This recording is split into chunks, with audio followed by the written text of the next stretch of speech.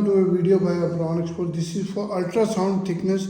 This is wall thickness, ultrasound, simple digital one. This is high accuracy instrument. You have a probe here. You can put any one. There are two wires. You can connect any one probe. This is a sensor. Here we have the ultrasound wave coming from. This one is a test plate, which is about 4 mm. Here we have to calibrate if there is a difference. Here it is how to calibrate. You can see the calibration and do the calibration if needed. The different parts are shown here in the videos. Parts, these are the parts. These are visible. All parts are there. You can see. I'll explain you in the video what are these and how to use them. These are all parts here shown. Let me show you first of all.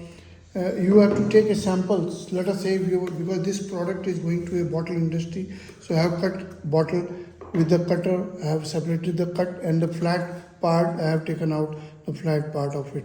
This one is a flat part. It is flatter and not the wavy one. So you can cut with this. And I am using a stone here. So you have to switch on. This menu is there. You press it long. Ultrasonic thickness. Here it comes. It tells you the thickness of the gauge. And this one is a plastic.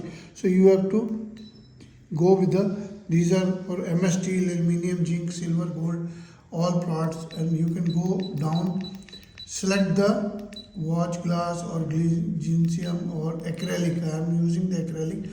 Now I do OK. After this is the range of the frequency that will be using it.